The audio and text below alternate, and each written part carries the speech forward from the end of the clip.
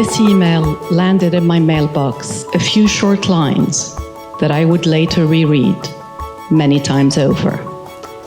Jamal Khashoggi, a long-time Saudi source that I'd also come to regard as a friend, was spending a few days in London. Behind all financial subterfuge, there is of course always a human being.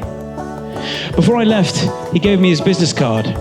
It said simply, Mukhtar Ablyazov, politician. Back in London, I made my way to Canary Wharf to meet the man who'd spent years on Ablyazov's trail. I have, without exception, drawn Donald Trump more times than I have drawn any other human. This was in 2013. Shortly after the article was published, I received an email. Tens of thousands of retail jobs have been lost across the UK. It seems to me that we, British shoppers, feel as if we are at the bedside of a dying friend. That is the high street at the heart of our towns and cities. Do you recognize this? It's the melody of Brexit.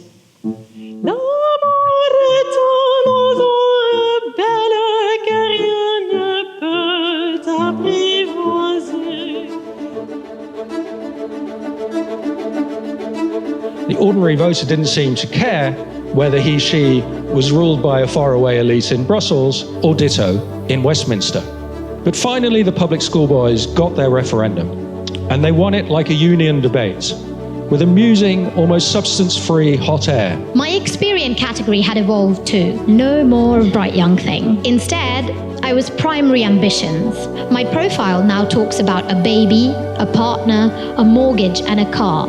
All things that were explicitly excluded in my previous profile. For all our cynicism that we think we feel towards politicians, each enjoys a welcome akin to our awestruck 2001 adulation of our fridge. One day we look at them, half a pack of grapes, some margarine, and a plate of leftover mincemeat. You're going to be creating animations of how the world has changed since Landsat first went up, how forests have been cut down, how seas have dried up, and how meadows have been replaced by glass and steel.